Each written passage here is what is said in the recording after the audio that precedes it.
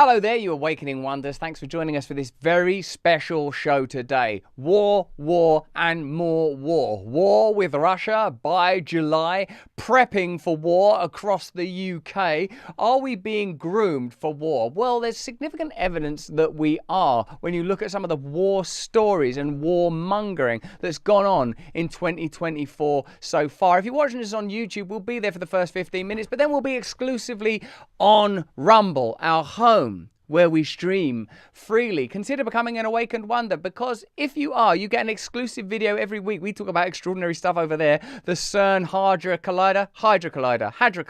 We talk about that. We talk about the Red Heifer Prophecy. We talk about very unusual stuff, as well as doing our book club and meditating. It's certainly worth you joining us. We've got all sorts of special offers over there. But for now, let's focus on war. The first war story that we want to bring you, here are some of the things we'll be talking about, is the $95 billion war bill that you're footing.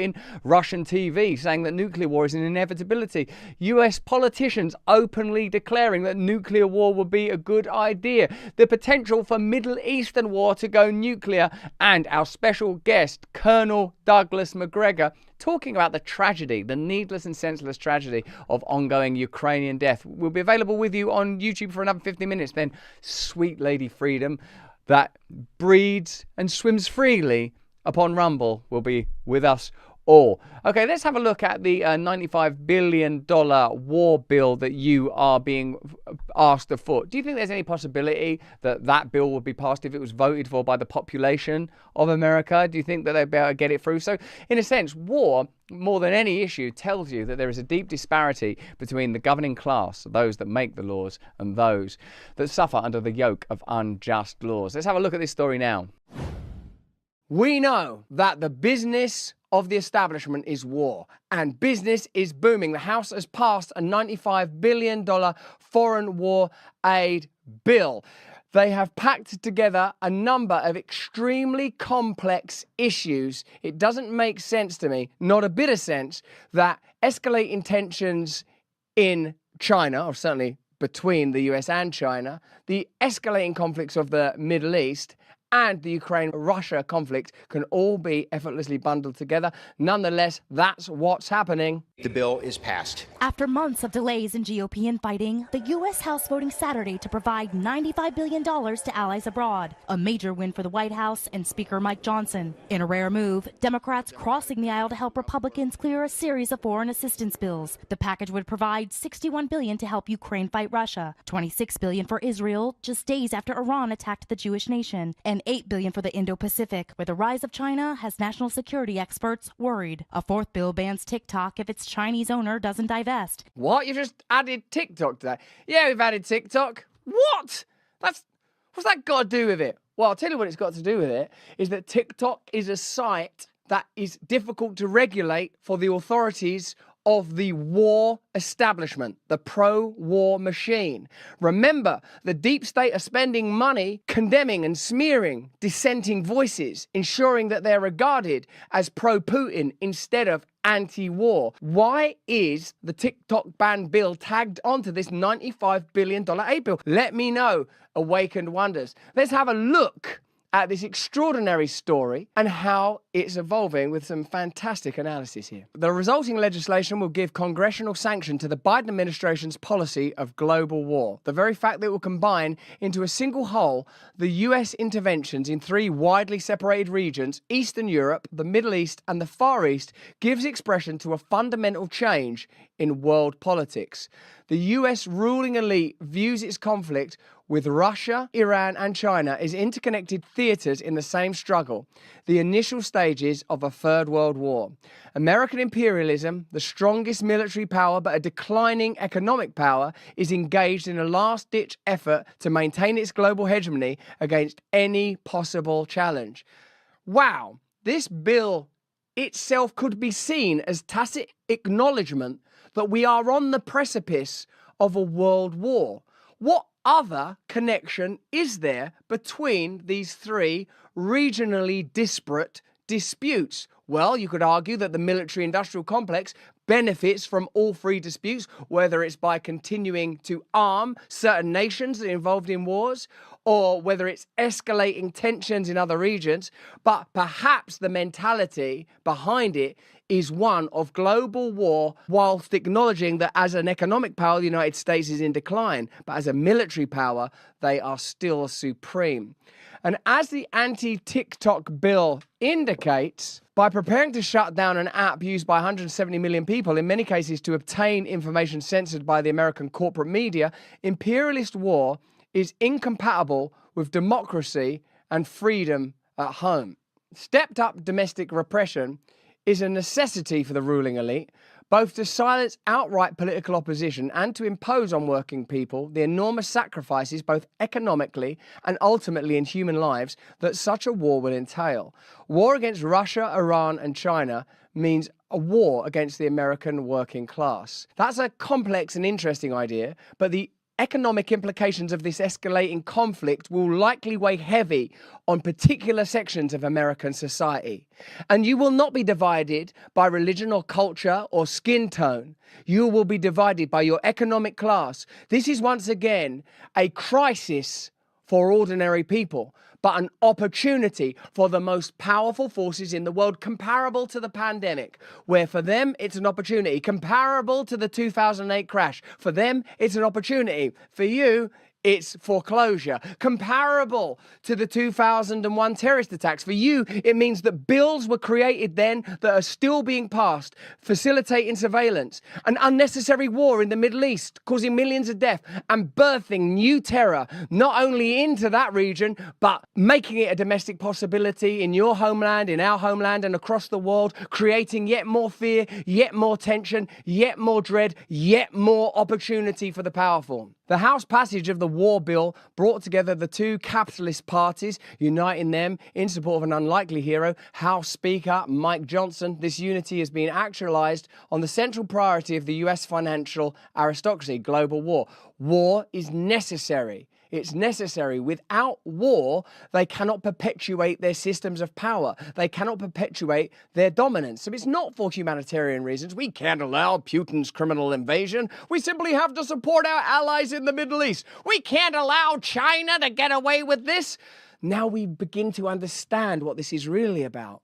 The perpetuation of continued control, the subjugation of foreign powers, but significantly, the necessary defeat into constant supine states, the inhabitants of the United States, the American people. House Democrats waved miniature Ukrainian flags as the roll call vote on the final passage of the funding of the Ukraine bill was carried out. When it was completed, they began chants of Ukraine, Ukraine, and had to be admonished from the chair to quiet down. The supposedly left Democrats, such as Alexandria Ocasio-Cortez of the Democrat Socialists of America, DSA, and members of the Squad, joined in celebration of the Ukraine war. There were only 21 members of Congress out of 431 that voted no against funding these perpetual wars. Doesn't that astonish you? 431, that's Democrats and Republicans combined. And believe me, the Democrats and Republicans are combined. Let's have a look at that list of 21 names. Republican, Republican, Republican, Republican, Republican, Republican, Republican, Republican, Republican, Republican, Republican, Republican. But those Democrats, that's the party of peace. If you vote Republican, you're a warmonger. Hold on, that doesn't make sense, does it? Now, you know me. I don't trust either party. I do not trust the system. But that's an extraordinary fact, isn't it? Particularly if you tally it, as we have of course done with Unusual Wales reporting on how many members of Congress will directly and personally financially benefit from this war. How staggering, how astonishing. Let's have a look at that moment of the members of your Congress whose wages you pay chant, clap like braying fools and animals at the expenditure of your money on foreign soil. They are shipping your tax dollars straight out of America. Meanwhile, the border to the south remains unregulated, perhaps because cheap migrant labor further destabilizes the domestic population. It's win-win for them, and it's lose-lose for everybody else.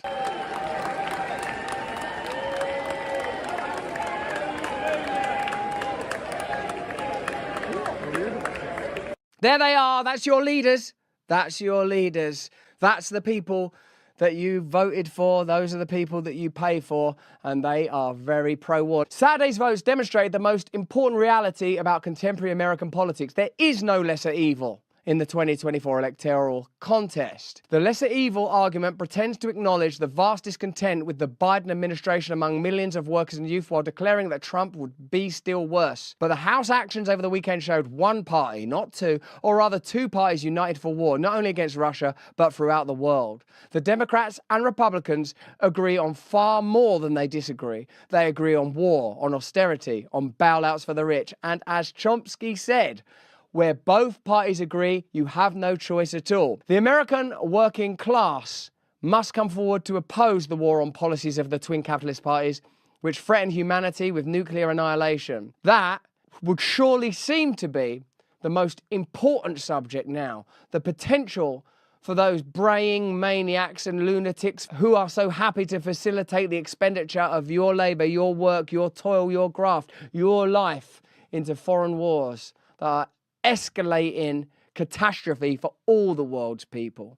No one is benefiting. No one. It's a war for the elites, by the elites, funded by everybody else. And that same political establishment has signed a bill extending warrantless spying powers in your country. But it's going to affect all of us because, well, that's the way it's set up. And indeed, I would not be so reductive as to say all people in Congress, all people in the Senate, all members of Parliament, all politicians everywhere corrupt, get rid of them, because there are occasionally voices that resonate with you, aren't there? You hear people talking in those rooms, in those halls and those chambers of corruption that make you think, yeah, they for a minute stop chanting and braying for an unwinnable war that could be solved diplomatically, so less Ukrainian people would die, so less Ukrainian cities would be destroyed, so less Israeli lives would be lost. Peace! Advocate for peace! Oughtn't the power of the United States of America, particularly as its power that's backed by your lifeblood and your life's work,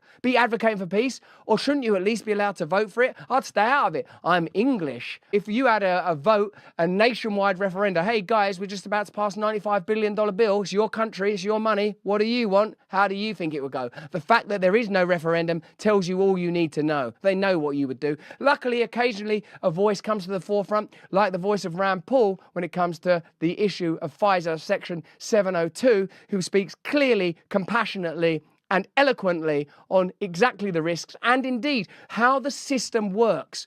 Make it delaying this vote until it's too late to do anything but obey. And that's what they want you to do. Obey. They'll only give you information if that information makes you obey, if that information is in alignment with their agenda. Let's listen to Rand Paul. The idea that we don't have time is a specious one. The only reason we wouldn't have time is because the supporters of this bill delayed to the last hour. We have 5 years to renew this. We delayed it till we have 4 hours left, and then we're told we can't amend it because we don't have enough time. That is a false argument. The House is still here. They're going to be voting tomorrow. We should pass the good amendments today, send them to the House tomorrow. This is an argument that has been forced upon us by the supporters of FISA who want no debate and they want no restrictions, they want no warrants, and they want nothing to protect the Americans. They want to allow whatever goes, whatever happens, happens, and to hell with the American individual citizen and the Bill of Rights. I say don't listen to the people who don't want amendments and don't want debate, and let's pass this amendment. On this vote, the yeas are 31, the nays are 61. Under the previous order requiring 60 votes for the adoption of this amendment, the amendment is not agreed to. These are the kind of truths that we need to discuss and that need to be conveyed. I am against war. Now that we're paying for these wars, we might as well enjoy them. Why don't we take them up a gear? Certainly, there are calls to engage in nuclear war, not from lunatics and fringe figures, but from paid politicians, people in the Senate, people in Congress. Actual career politicians are normalizing the idea of nuclear conflicts. We won't be talking about that if you're watching this stream anywhere but Rumble. So if you're watching it on YouTube, click the link in the description. Join us because we're going to be talking about that. We're talking about Gaza. We're talking about endless escalation of tensions with Iran. And we're talking too about Colonel Douglas MacGregor's view on needless deaths in Ukraine, but elsewhere. Click the link in the description. See you over there.